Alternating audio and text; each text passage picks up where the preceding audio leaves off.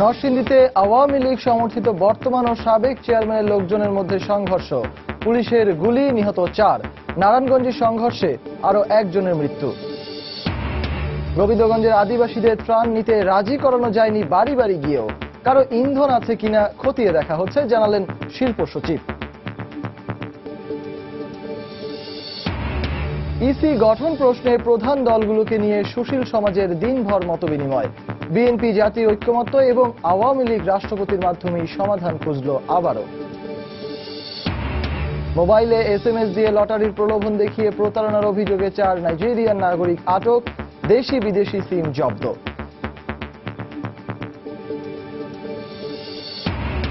বিশ্বে প্রতি বছর ডায়াবেটিক্সে মারা যায় প্রায় 37 লাখ মানুষ। জীবনযাপন পদ্ধতি পরিবর্তনের তাগিদ বিশেষজ্ঞদের।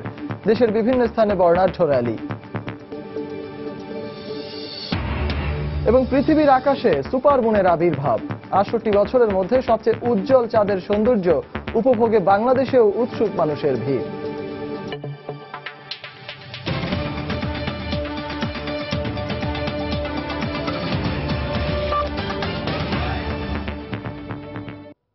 প্রবাসের সময় সঙ্গে আছি আমি সজল মিত্র রিচার্ড। আধিপত্য বিস্তারকে কেন্দ্র করে নরসিংদীতে বর্তমান ও সাবেক চেয়ারম্যানের দুপক্ষের সংঘর্ষে 4 জন নিহত হয়েছেন। এতে পুলিশের 5 সদস্য সহ অন্তত 20 জন আহত হন। পুড়িয়ে দেওয়া হয়েছে শতাধিক বাড়িঘর। সোমবার সকালে রায়পুরা উপজেলার নীলক্ষা ইউনিয়নে এ সংঘর্ষ হয়। ঘটনাস্থল থেকে 5 জনকে আটক করেছে পুলিশ। নরসিংদী থেকে আশিকুর রহমান পিয়ালের পাঠানো তথ্য ও ছবি নিয়ে ডেস্ক রিপোর্ট। এলাকাবাসী জানান, গ্রামে আধিপত্য বিস্তার নিয়ে গত কয়েকদিন ধরেই নরসিংদীর রায়পুরা উপজেলার নীলক্ষা ইউনিয়নের আওয়ামী লীগ সমর্থিত বর্তমান চেয়ারম্যান তাজুল ইসলাম এবং সাবেক চেয়ারম্যান আব্দুল হকের সমর্থকদের মধ্যে উত্তেজনা বিরাজ করছিল। এরই জের ধরে সোমবার সকালে দুপক্ষের লোকজন ট্যাটা ও বল্লম নিয়ে সংঘর্ষে জড়িয়ে পড়ে। এ সময় আমিরাবাদ ও সোনাকান্দি গ্রামের বাড়িঘরে অগ্নিসংযোগ ও ককটেল নিক্ষেপ করে তারা।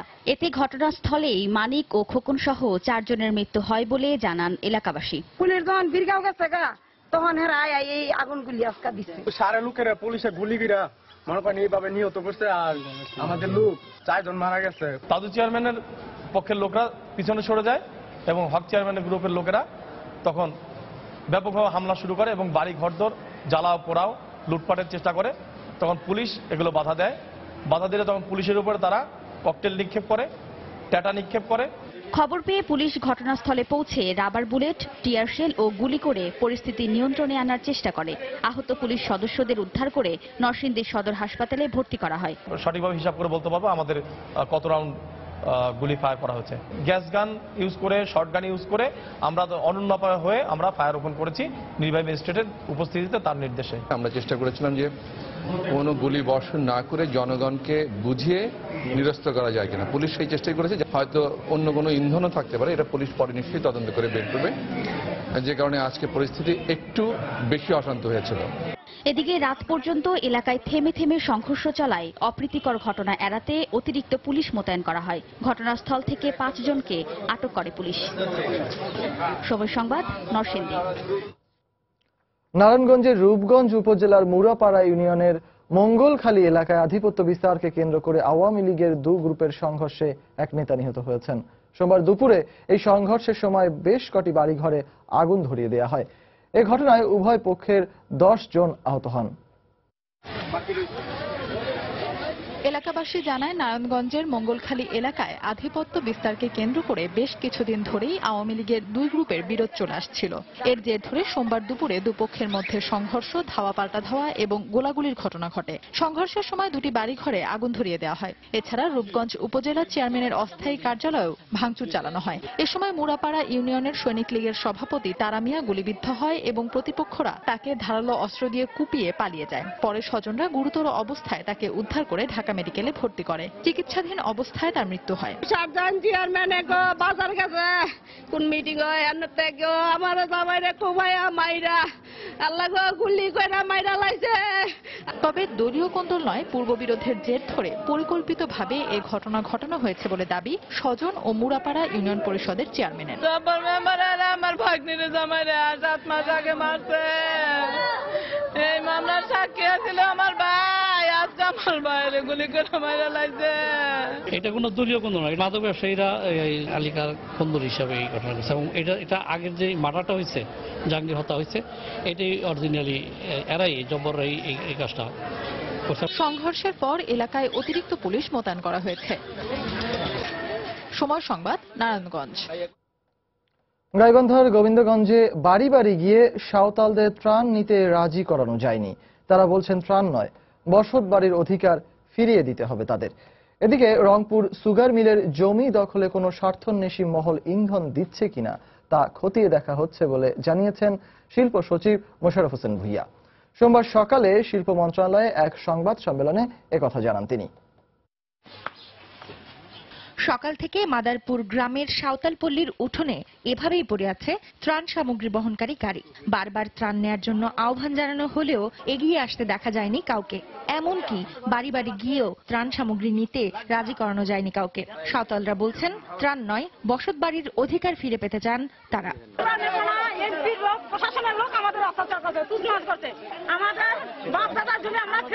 আমাদের গুলি করে মেরে ফেলেছে, তারা মনে করে আগুন জ্বালিয়ে পড়ে শেষ দিল। তার আমরা কিভাবে ওর ত্রাণ আমরা নিব বা খাবো?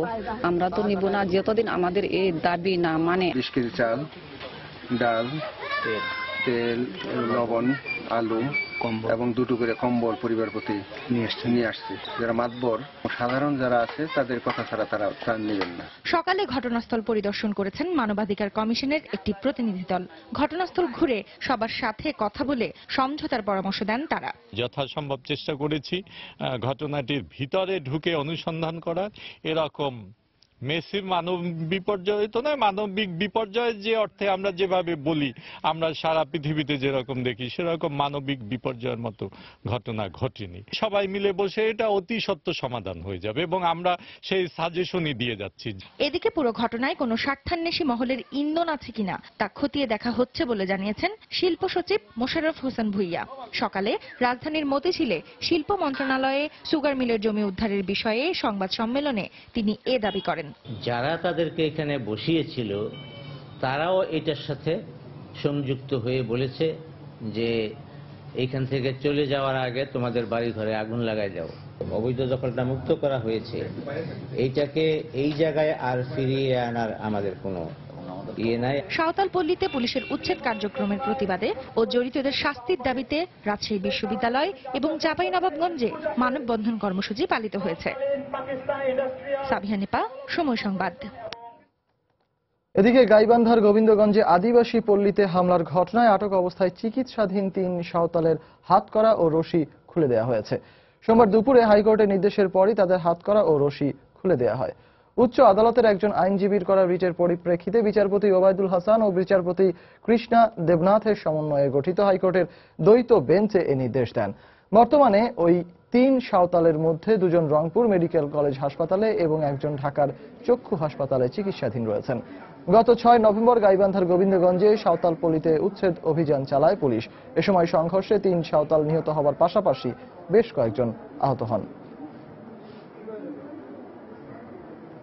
কষ্ট লাগছিল, ভয় আসিল, এখন কোনো ভয় নাই। এমনি পাও তো বিষে এসে হাঁটতে পারি না, ওই গাও ধরি হাঁটি। হ্যান্ডকাম খুলে দিছে, এই মাত্র আমি ভালো আছি, সুস্থ আছি আর কি। মারাকাসে জলবায়ু সম্মেলনে যোগ দিতে 3 দিনের সফরে মরক্কো গেছেন প্রধানমন্ত্রী শেখ হাসিনা। সোমবার সকাল 10:15টার দিকে হযরত শাহজালাল আন্তর্জাতিক বিমানবন্দর থেকে একটি ফ্লাইটে ঢাকা ছেড়ে যান প্রধানমন্ত্রী। বিমানবন্দরে তাকে বিদায় জানান অর্থমন্ত্রী আবুল মাল আব্দুল মুহিত, শিল্পমন্ত্রী আমির হোসেন আমু, সড়ক পরিবহন ও সেতু মন্ত্রী ওবায়দুল কাদের সহ মন্ত্রিসভার সদস্যরা। এ সফরে প্রধানমন্ত্রীর সঙ্গে রয়েছেন পররাষ্ট্রমন্ত্রী আবুল হাসান মাহমুদ আলী, পানি সম্পদ মন্ত্রী আনিসুল ইসলাম মাহমুদ, পরিবেশ ও বন মন্ত্রী আনোয়ার হোসেন মঞ্জু সহ 58 সদস্যের প্রতিনিধি দল। 3 দিনের সফর শেষে 16 নভেম্বর প্রধানমন্ত্রীর দেশে ফেরার কথা রয়েছে। নিরপেক্ষ নির্বাচন কমিশন গঠনের উপায় বের করতে রাজনীতিবিদ ও সমাজের বিভিন্ন স্তরের প্রতিনিধিদের এক আলোচনায় আওয়ামী লীগ ও বিএনপি নেতারা যার যার আগের অবস্থানেই রইলেন। আর সুশীল সমাজও এক্ষেত্রে আইন না থাকাকেই প্রধান দুর্বলতা বলে উল্লেখ করেছেন। সোমবার সকালে রাজধানীতে দিনভর এক সেমিনারে বক্তারা ইসির গঠন নিয়ে এই আলোচনা করেন।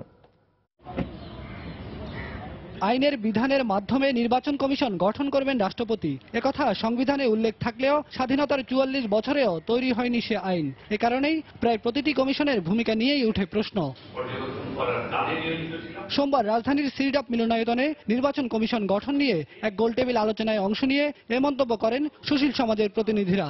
আইন প্রণয়নের মাধ্যমে নির্বাচন কমিশন গঠনের সুষ্ঠু রূপরেখা তৈরির দাবি জানান তারা, যাতে উল্লেখ থাকবে কমিশনারদের যোগ্যতার বিষয়টিও। এইবার আইন ছাড়া নির্বাচন কমিশন নিয়োগ হলে সেটা সাথে সাথেই প্রশ্নের সম্মুখীন হবে।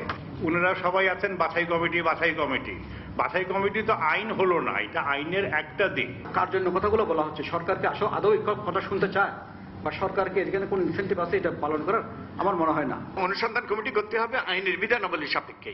কিভাবে নির্বাচন হবে, কিভাবে এই বাছাইটা হবে, সেটার প্রক্রিয়াটা যাতে একটা স্বচ্ছ প্রক্রিয়া হয়। আইন প্রণয়নের প্রস্তাবকে জাতীয় পার্টি স্বাগত জানালেও বিএনপি মনে করে জাতীয় ঐক্যমত ছাড়া কোনো প্রক্রিয়াই স্বচ্ছ হবে না। আমরা অবশ্যই মনে করি একটা আইন করা উচিত এবং আমরা মনে করি পার্লামেন্টে একটা সার্চ কমিটি হোক, যাই হোক, মানে একটা যেহেতু সংবিধানে একটা আইনের কথা বলা আছে, একমাত্র পথ হচ্ছে একটা জাতীয় ঐক্যমতের পরিপ্রেক্ষিতে আইন করে হোক, আপনার নির্বাচন কমিশনের অ্যাপয়েন্টমেন্ট গুলো হোক, এবং নির্বাচন চলাকালীন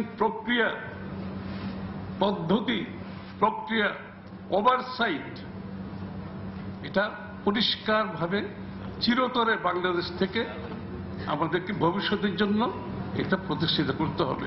তবে আওয়ামী লীগ বলছে আলোচনার মাধ্যমে যে কোনো সমস্যারই সমাধান হতে পারে, আর এতে ভূমিকা রাখতে পারেন রাষ্ট্রপতি। আলাপ আলোচনা করে হয়তো এটাকে একটা আইনে পরিণত করার বিষয়টি বিবেচনা করা যেতে পারে, সেটা অস্বাভাবিক কিছু না, সেটি একটা ভালো প্রস্তাব এবং অসম্ভব না। যারা বাংলাদেশের সুশীল সমাজ এবং বিভিন্ন স্টেক হোল্ডার, মহামান্য রাষ্ট্রপতি সকলের সাথেই মত বিনিময় করবেন। বক্তারা বলেন, যে প্রক্রিয়ায় অনুসরণ করা হোক না কেন, সবার দায়িত্বশীল আচরণ ছাড়া কোনো নির্বাচনই সুষ্ঠু হবে না। বেলায়েত হোসাইন, সময় সংবাদ, ঢাকা। প্রবাসের সময় আরো থাকছে, নারায়ণগঞ্জ সিটি কর্পোরেশন নির্বাচন 22 ডিসেম্বর, 24 নভেম্বর পর্যন্ত জমা দেওয়া যাবে মনোনয়নপত্র, প্রত্যাহারের শেষ দিন 4 ডিসেম্বর।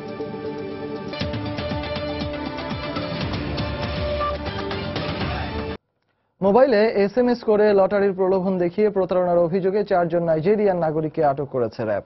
রাজধানীর উত্তরা এলাকায় র্যাব অভিযান চালিয়ে প্রতারণার কাজে ব্যবহৃত দেশি বিদেশি সিম, মোবাইল, ল্যাপটপ ও নগদ 70,000 টাকা সহ তাদের আটক করে।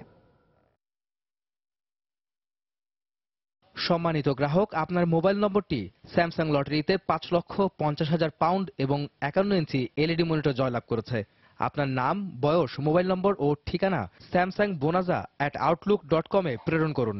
অজানা নম্বর থেকে এমন এসএমএস সাধারণ মানুষের কাছে পাঠিয়ে প্রতারণার মাধ্যমে বাংলাদেশে অবস্থানরত নাইজেরিয়ান নাগরিক বিপুল অঙ্কের টাকা হাতিয়ে নিচ্ছিল। এমন অভিযোগে মাঠে নামে র্যাব। উত্তরার 14 নম্বর সেক্টর থেকে আটক করা হয় একজনকে। তার দেয়া তথ্য মতে আটক করা হয় আরো 3 জনকে। জব্দ করা হয় প্রতারণায় ব্যবহৃত দেশি বিদেশি সিম, মোবাইল, ল্যাপটপ, ক্রেডিট কার্ড ও নগদ 70,000 টাকা। তারা প্রত্যেক দিন হাজার হাজার লক্ষ লক্ষ মেসেজ বিভিন্ন মোবাইলে প্রেরণ করত। যারা এই ফাঁদে পা দিয়েছেন তারা তাদের নাম, ঠিকানা, ইমেল অ্যাড্রেস তাদের কাছে পাঠাতো এবং তাদেরকে বলতো যে আপনার পার্সেলটি চলে এসছে, এটি কাস্টম থেকে ছাড়তে হলে বড় অঙ্কের টাকা দরকার। উত্তরার 14 নম্বর সেক্টরের একটি বিকাশ নাম্বার থেকেই এই চক্র মাত্র 12 দিনে 11 লক্ষ টাকারও বেশি হাতিয়ে নিয়েছে। এই অপরাধীদের সঙ্গে বাংলাদেশি কেউ জড়িত আছে কিনা তা তদন্ত করে দেখা হচ্ছে বলে জানান র্যাব 1-এর অধিনায়ক। আমরা সরাসরি কোনো বাংলাদেশির জড়িত থাকার বিষয়টি এখন পর্যন্ত পাইনি, কিন্তু আমার মনে হচ্ছে যে আমরা যদি আরেকটু তদন্ত করি ভালোভাবে, নিশ্চয়ই এর সাথে কিছু না কিছু বাংলাদেশিকে পাওয়া যাবে। বিভিন্ন সময় দেশীয় অপরাধীদের যোগসাজশে বিদেশি নাগরিকরা এমন প্রতারণার সঙ্গে জড়িয়ে যাওয়ায় উদ্বেগ প্রকাশ করে এদের ব্যাপারে আরো নজরদারি বাড়ানোর কথা জানান তুহিন মোহাম্মদ মাসুদ। আমার মনে হয় তাদের ব্যাপারে আরো বেশি নজরদারি করা প্রয়োজন। আহমেদ সালেহিন, সময় সংবাদ, ঢাকা। আওয়ামী লীগ দেউলিয়া হয়ে গেছে বলে মন্তব্য করে বিএনপি মহাসচিব মির্জা ফখরুল ইসলাম আলমগীর বলেছেন, রাজনৈতিকভাবে মোকাবেলা করতে ব্যর্থ হয়ে আইন শৃঙ্খলা বাহিনী দিয়ে জোর করে ক্ষমতায় টিকে থাকতে চায় ক্ষমতাসীনরা। সোমবার দুপুরে রাজধানীর ইঞ্জিনিয়ার্স ইনস্টিটিউশন মিলনায়তনে দলের যুগ্ম মহাসচিব হাবিবুন নবী খান সোহেলের কারামুক্তির দাবিতে স্বেচ্ছাসেবক দল আয়োজিত প্রতিবাদ সভায় তিনি এ মন্তব্য করেন। এ সময় গাইবান্ধায় সাঁওতাল সম্প্রদায়ের ওপর হামলার ঘটনায় উদ্বেগ প্রকাশ করেন মির্জা ফখরুল। সবচেয়ে শোষিত এবং সবচেয়ে নিরীহ সাঁওতাল সম্প্রদায়ের মানুষ গোবিন্দগঞ্জে গাইবান্ধার, তাদেরকে কি অমানবিক ভাবে তাদেরকে পিটিয়ে বের করে দিয়ে তাদের বাড়ি ঘরে আগুন জ্বালিয়ে গুলি করে মেরেছে এবং সেটা রাষ্ট্রীয় বাহিনীকে ব্যবহার করে। বন্ধুগণ, আমরা তীব্র নিন্দা জানাচ্ছি, ধিক্কার জানাচ্ছি যে আজকে এই ধরনের হত্যাকাণ্ড এখন গণহত্যার সামিল বলে আমরা মনে করি। আওয়ামী লীগ হচ্ছে সেই রাজনৈতিক দল যারা রাজনৈতিকভাবে বিএনপিকে মোকাবেলা করতে ব্যর্থ হয়ে সম্পূর্ণ দেউলিয়া হয়ে আইন শৃঙ্খলা বাহিনীর আশ্রয় নিয়ে তারা ক্ষমতায় জোর করে টিকে থাকতে যাচ্ছে।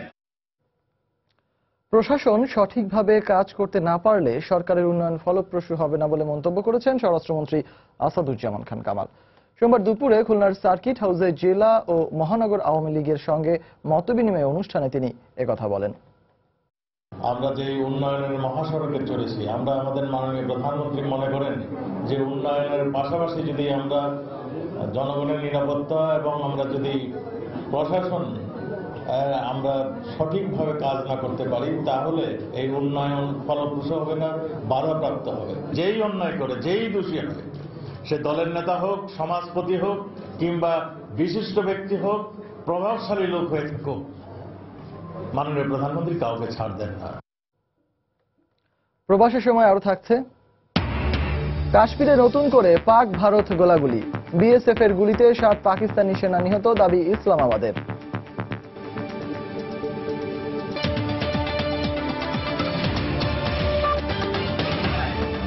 আরএফএল ওয়াটার পাম্প, পানি দেবে টেনশন নয়। আগামী 22 ডিসেম্বর অনুষ্ঠিত হবে নারায়ণগঞ্জ সিটি কর্পোরেশনের নির্বাচন। 24 নভেম্বর পর্যন্ত জমা দেওয়া যাবে মনোনয়নপত্র। প্রত্যাহারের শেষ দিন 4 ডিসেম্বর। সোমবার বিকেলে নির্বাচন কমিশন সচিবালয়ের সংবাদ সম্মেলনে প্রধান নির্বাচন কমিশনার কাজী রকিবউদ্দিন আহমেদ এ তফসিল ঘোষণা করেন। মনোনয়নপত্র দাখিলের শেষ তারিখ 24 নভেম্বর 2016 বৃহস্পতিবার। মনোনয়নপত্র বাছাই 26-27 নভেম্বর 2016 শনি রবিবার। প্রার্থিতা প্রত্যাহারের শেষ তারিখ 4 ডিসেম্বর 2016 রবিবার। প্রতীক বরাদ্দ 5 ডিসেম্বর 2016 সোমবার। ভোট গ্রহণ 22 ডিসেম্বর 2016 বৃহস্পতিবার। আমরা নির্দেশনা তো প্রথম থেকেই দেই যে আপনারা অ্যাবসলিউটলি আইন সামনে রেখে চোখ বন্ধ করে অ্যাকশন নিন। কার এগেনস্টে অ্যাকশন নেওয়া হচ্ছে এটার দিকে তাকাবেন না, এটাই আমাদের নির্দেশনা। ব্রাহ্মণবাড়িয়া নাসিরনগরে হিন্দু সম্প্রদায়ের বাড়িঘর ও মন্দিরে হামলার ঘটনায় তদন্ত প্রতিবেদন জমা দিয়েছে পুলিশের তদন্ত কমিটি। তদন্তে গঠিত 4 সদস্যের কমিটি গতকাল বিকেলে পুলিশ সদর দপ্তরে এই প্রতিবেদন জমা দেয়।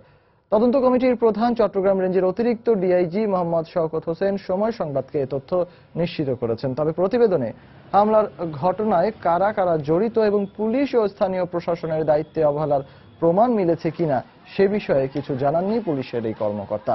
সামাজিক যোগাযোগ মাধ্যম ফেসবুকে ধর্মীয় অনুভূতিতে আঘাত দেওয়ার অভিযোগকে কেন্দ্র করে গত 30 অক্টোবর নাসিরনগরে হিন্দুপাড়ায় হামলা চালিয়ে কয়েকটি মন্দির সহ শতাধিক বাড়িঘরে ভাঙচুর ও লুটপাট চালানো হয়। এর 5 দিনের মাথায় আবারও বেশ কয়েকটি বাড়িতে অগ্নিসংযোগ করা হয়। এইসব ঘটনায় দায়ের হওয়া 5টি মামলায় সোমবার পর্যন্ত 78 জনকে গ্রেফতার করা হয়েছে। কেবল লাইন ছাড়া বা অবৈধ ডিটিএইচ পদ্ধতিতে দেশি বিদেশি বিভিন্ন টেলিভিশন চ্যানেল দেখা বন্ধ করতে এর প্রয়োজনীয় যন্ত্রপাতি বিক্রয়কারীদের বিরুদ্ধে কঠোর আইনগত ব্যবস্থা নেওয়া হবে বলে জানিয়েছেন তথ্যমন্ত্রী হাসানুল হক ইনু। সোমবার বিকেলে সচিবালয়ে কেবল অপারেটর ব্যবসায়ী প্রতিনিধি দলের সঙ্গে বৈঠকে তিনি একথা বলেন। এ সময় ফাইবার অপটিক কেবলের উপর থেকে আমদানি শুল্ক কমানোর জন্য অর্থমন্ত্রীর কাছে সুপারিশ করা হবে বলেও জানান তথ্যমন্ত্রী। এছাড়া কেবল টিভি নেটওয়ার্ক পুরোপুরি ডিজিটাল করা হবে বলেও জানান তিনি। তাই ডিজিটাল পদ্ধতিতে ডিশ ব্যবসা কিভাবে চালু রাখা যায় সে বিষয়ে ব্যবসায়ীদের পরিকল্পনা করার কথা বলেন মন্ত্রী।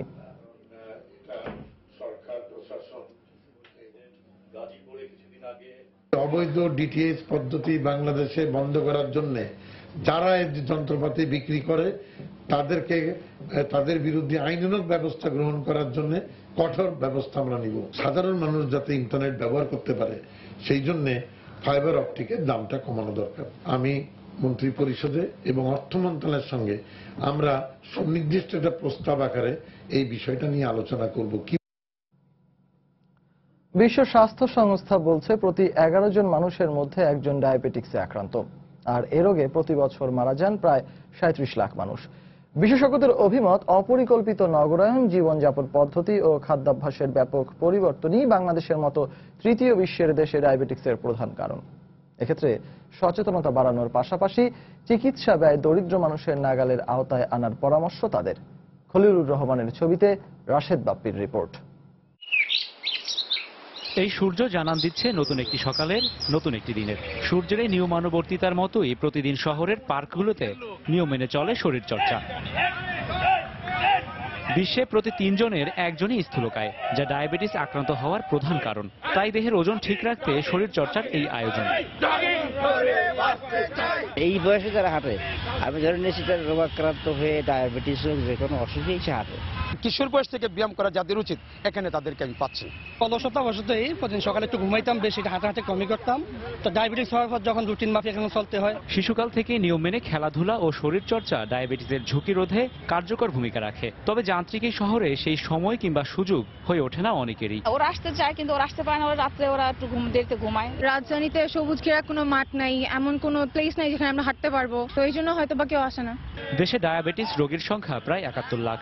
2040 সালে এ সংখ্যা দাঁড়াবে 1,36 লাখে। তবে সবচাইতে আতঙ্কের খবরটি হচ্ছে ডায়াবেটিস রোগীর অর্ধেকই জানেন না তার আক্রান্ত হওয়ার বিষয়টি। একবার আক্রান্ত হলে আমৃত্যু বয়ে বেড়াতে হয় ডায়াবেটিস, তাই এর চিকিৎসাও চালাতে হয় জীবনের শেষ দিন পর্যন্ত। গরিব রোগীদের জন্য সরকারের উচিত একটু সহযোগিতা করা, না হয় আমাদের গরিব রোগীদের পক্ষে চিকিৎসা করা সম্ভব নয়। 31 বছর হয়ে গেছে ডায়াবেটিক হয়েছে, নিয়মিত ব্যায়াম করি, ওষুধ খাই, এই জন্য আমি এখনো সুস্থ আছি। ডায়াবেটিস নিয়ন্ত্রণে সমন্বিত উদ্যোগ নেওয়ার পরামর্শ বিশেষজ্ঞদের। ইনসুলিন ডিপেন্ডেন্ট রোগীদের ইনসুলিন তো মৌলিক চাহিদা, এটাকে হিউম্যান রাইট হিসেবে মেনে নেয়। ইনসুলিন অ্যাভেলেবল করা যারা গরিব তাদের জন্য অ্যাভেলেবল করা তো সবার দায়িত্ব হয়ে গেল। সরকার এবং ধনী ব্যক্তি অবশ্যই এগিয়ে আসা উচিত, সমন্বিতভাবে কিছু করা, যাতে কোনো মানুষ যাতে ইনসুলিনের অভাবে যাতে সে তার চিকিৎসা ব্যাহত না হয়।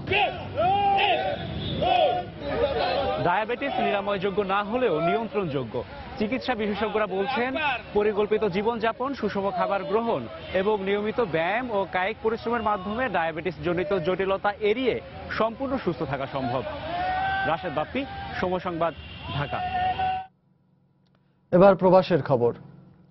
নবনির্বাচিত প্রেসিডেন্ট ডোনাল্ড ট্রাম্পের বিদ্বেষমূলক ও অবৈধ অভিবাসীদের ফেরত পাঠানোর বিষয়ে বক্তব্যের প্রতিবাদে বিক্ষোভ ছড়িয়ে পড়েছে যুক্তরাষ্ট্রে।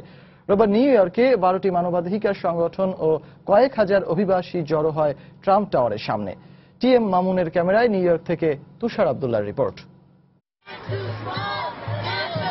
বিক্ষোভকারীরা বলছেন তাদের পক্ষে প্রেসিডেন্ট হিসেবে ডোনাল্ড ট্রাম্পকে মেনে নেওয়া সম্ভব নয়। আমেরিকাকে রক্ষার জন্যই তারা পথে নেমেছেন। তাদের মতে যুক্তরাষ্ট্রের ঐক্য ধরে রাখার সামর্থ্য নেই ডোনাল্ড ট্রাম্পের। ধর্ম ও অভিবাসীদের নিয়ে তার বক্তব্য ও পরিকল্পনাই বিদ্বেষমূলক অপরাধকে উস্কে দিচ্ছে। I'm a high school teacher and we all woke up on Wednesday and my students were very scared. The crimes that have been happening on college campuses across the country, hate crimes. Trump is not denouncing them. Whatever he say that he said, he lying. He just biased the people. He always does it. Every aspect he did it. যুক্তরাষ্ট্রে বসবাসকারীরা আশঙ্কা করছেন Donald Trump দায়িত্ব নেওয়ার পর প্রথম 100 দিনেই অভিবাসীদের বিরুদ্ধে তিনি চড়াও হতে পারেন। মানবাধিকার সংগঠনগুলো বলছে অভিবাসীদের প্রথম ধাপে 2 বছর পরের মধ্যবর্তী নির্বাচন এবং 4 বছর পরের নির্বাচন পর্যন্ত টিকে থাকতে মনোবল দৃঢ় রাখতে হবে। এজন্য নিজেদের আত্মসহযোগিতারও প্রয়োজন হবে। I'm really here to stand up for America, to stand up for women. আমার ছোট বোন বাসে একজন হিসপ্যানিক মেয়েকে ডিফেন্ড কারণ তাকে সাদা লোকজন এসে হ্যারাস করতেছিল। যারা যারা সাদা না তাদের এগেইনস্টে হেট ক্রাইম প্রচুর বেড়ে গেছে। মার্কিন যুক্তরাষ্ট্রের অভিবাসীরা মনে করছেন ডোনাল্ড ট্রাম্পের প্রথম 100 দিনের মধ্যেই তারা নানা রকম বিদ্বেষমূলক সিদ্ধান্ত বা আইন দ্বারা অবরোধ হয়ে পড়তে পারেন। বিশেষ করে তারা এই মুহূর্তে শঙ্কিত এই কথা ভেবে যে ডোনাল্ড ট্রাম্প যে মুসলিমদের রেজিস্ট্রেশন বাধ্যতামূলক করছে, তাতে মার্কিন যুক্তরাষ্ট্র জুড়েই বিদ্বেষমূলক অপরাধ বেড়ে যেতে পারে। তুষার আব্দুল্লাহ, সময় সংবাদ, নিউ ইয়র্ক। ইউরোপ আমেরিকার বিভিন্ন দেশে বাংলাদেশিদের অবস্থান করা এলাকাগুলো বাঙালি পাড়া হিসেবেই পরিচিত। নিজ ভাষায় ব্যবসা বাণিজ্য, কেনাকাটা আর স্বদেশীদের সঙ্গে খোশ গল্পের আপন জায়গা হয়ে ওঠে এসব এলাকা। নিউ ইয়র্কের জ্যাকসন হাইটস, পূর্ব লন্ডনের ব্রিক লেন বা হোয়াইট চ্যাপেলের মতো প্যারিসের গার্দ দু নর্দ যেন হয়ে উঠেছে ইউরোপের এক টুকরো বাংলাদেশ। ফ্রান্স থেকে আরো জানাচ্ছেন লুৎফর রহমান বাবু। ফ্রান্সের প্যারিসে প্রায় 150 বছরের পুরনো রেল স্টেশন গার্দনোটের আশেপাশে গড়ে উঠেছে বাঙালি বসতি। চাকুরি কিংবা ব্যবসা বাণিজ্যের সুবাদে এলাকাটিতে ক্রমেই বাড়ছে বাঙালি জনগোষ্ঠীর সংখ্যা। 80-র দশকে ব্যবসা বাণিজ্য শুরু করা অনেকে এলাকাটি ছেড়ে গেলেও এখনো গার্দনোটের প্রায় পুরোটাই বাঙালি ব্যবসায়ীদের দখলে। এই গার্দনোটের হিস্টোরিতে পদ্মা স্টোর দিয়ে প্রথমে বাঙালিদের পদার্পণ শুরু হয়, বাঙালিদেরকে উদ্দেশ্য করে এই দোকানটা করা হয়। পরপ্রেক্ষিতে আমি নিজেই এবং আলম ভাই সহ আমরা এই দোকানটাই নতুন করে আবার উদ্বোধন করলাম। প্রবাসে আমরা বসবাস করি প্যারিসে। গার্দনোট এটা আমাদের একটা আড্ডা বলতে হয়, আমাদের এখানে আমরা সবাই একত্রিত হই। গার্দনোট স্টেশনের নামানুসারে আশেপাশের এলাকাটিও বাংলাদেশিদের কাছে গার্দনোট নামে পরিচিত। এখানকার সবচেয়ে পরিচিত ব্যবসায়ী প্রতিষ্ঠানের মধ্যে কন্তুয়া দু বাংলা, যা শাহ আলম ভাইয়ের গ্রোসারি শপ, এবং রয়্যাল ক্যাফে বার, যা রেজা ভাইয়ের বার হিসাবে পরিচিতি পেয়েছে। আমি আজ প্রায় দীর্ঘ 20 বছর যাবৎ গার্দনোটে ব্যবসা করে আসছি।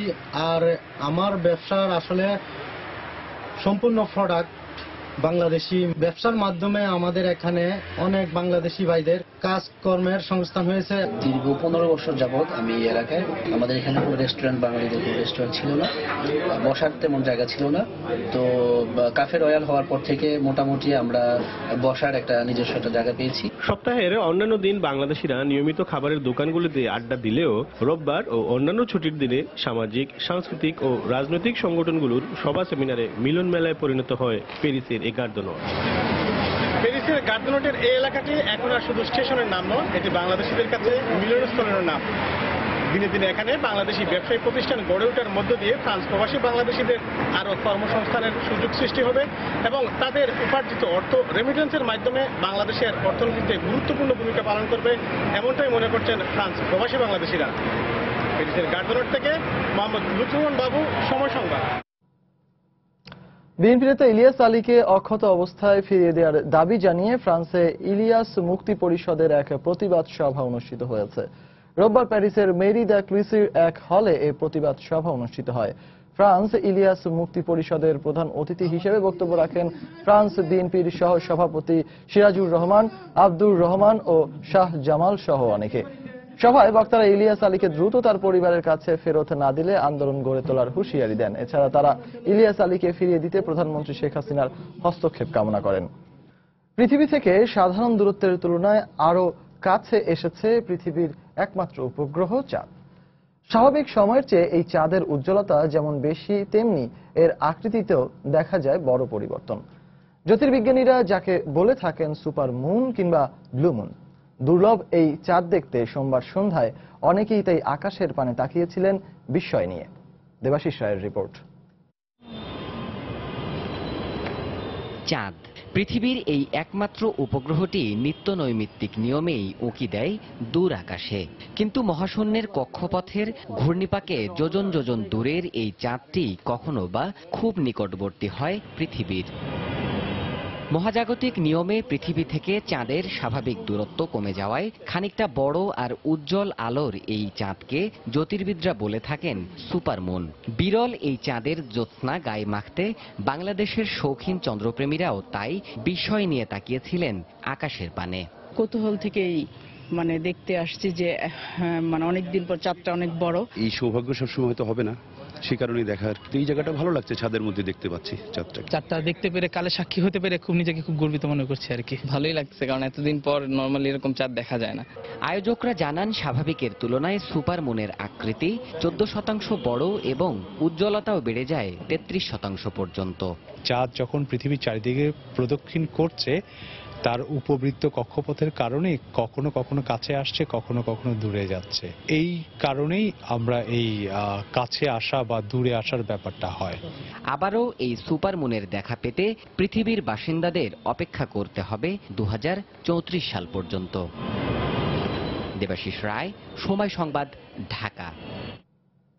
প্রথমবারের মতো বাংলাদেশ নৌবাহিনীর কাছে দুটি সাবমেরিন হস্তান্তর করেছে চীন সরকার। সোমবার চীনের দালিয়ান প্রদেশের লিয়াওনান শিপ ইয়ার্ডে এক অনুষ্ঠানে বাংলাদেশ নৌবাহিনীর প্রধান অ্যাডমিরাল নিজামুদ্দিন আহমেদের কাছে সাবমেরিন দুটি হস্তান্তরের সময় দুই দেশের নৌবাহিনীর কর্মকর্তারা উপস্থিত ছিলেন।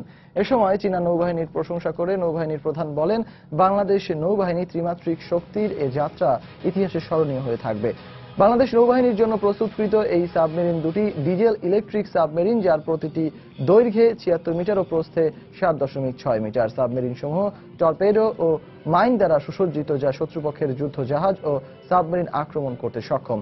সাবমেরিন দুটি খুব শীঘ্রই বাংলাদেশে এসে পৌঁছাবে এবং আগামী বছরের শুরুতে নৌবহরে যুক্ত হবে বলে আশা করা হচ্ছে।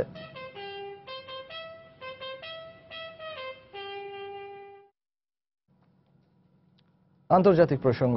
কাশ্মীরের নিয়ন্ত্রণ রেখার কাছে পাকিস্তান ও ভারতীয় সেনাদের মধ্যে রোববার রাতভর গোলাগুলিতে অন্তত 7 পাকিস্তানি সেনা নিহত হয়েছেন। এ ঘটনার তীব্র নিন্দা জানিয়ে ভারতীয় রাষ্ট্রদূতকে তলব করার পাশাপাশি দিল্লিকে একটি প্রতিবাদ পত্র পাঠিয়েছে পাক পররাষ্ট্র দপ্তর। ভারতীয় সেনারা বিনা উস্কানিতে গুলি বর্ষণ করেছে উল্লেখ করে এর কড়া জবাব দেয়া হবে বলে হুঁশিয়ারি করেন পররাষ্ট্র মন্ত্রণালয়ের মুখপাত্র নাফিস জাকারিয়া। শোক প্রকাশ করেছেন প্রধানমন্ত্রী নওয়াজ শরীফ। এরই মধ্যে নিহত 7 সেনার পরিচয় প্রকাশ করেছে পাকিস্তানি সেনাবাহিনীর জনসংযোগ বিভাগ IAPR। সংস্থাটি এক বিবৃতিতে জানায়, ভারত অস্ত্রবিরতি লঙ্ঘন করে পাকিস্তানের ভীমবার সেক্টরের সেনাঘাঁটি লক্ষ্য করে গুলিবর্ষণ করলে ওই 7 জন নিহত হন।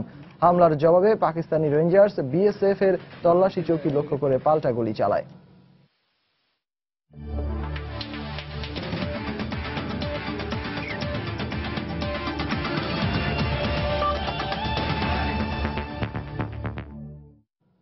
এবার বিপিএল ক্রিকেটের খবর। সোমবার দিনের দ্বিতীয় ম্যাচে কুমিল্লা ভিক্টোরিয়ান্সকে 33 রানে হারিয়ে এবারের আসরে তৃতীয় জয় পেয়েছে ঢাকা ডায়নামাইটস। টস হেরে আগে ব্যাট করতে নেমে 5 উইকেটে 194 রান সংগ্রহ করে সাকিবের দল। জবাবে ব্যাট করতে নেমে 9 উইকেটে 161 রানেই থামে মাশরাফির কুমিল্লার ইনিংস। এই জয়ে পয়েন্ট টেবিলের শীর্ষে উঠে এসেছে ঢাকা।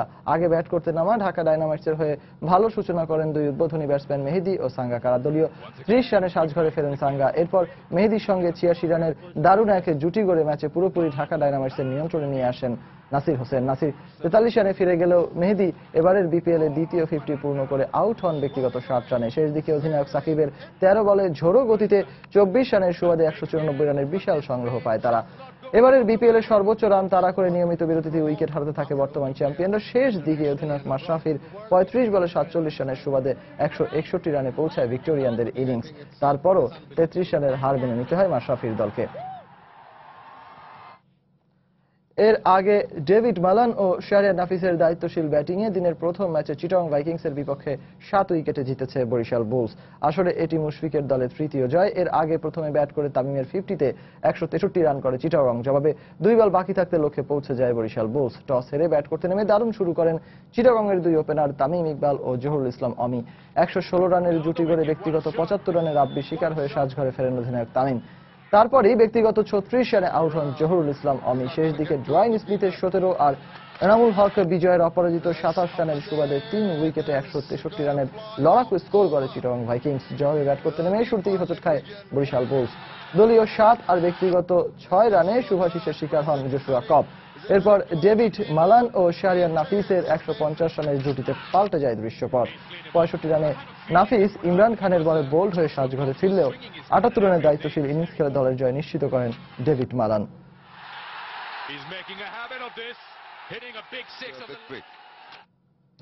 এ পর্যায়ে শীর্ষ সংবাদগুলো জানিয়ে দিচ্ছি আরেকবার।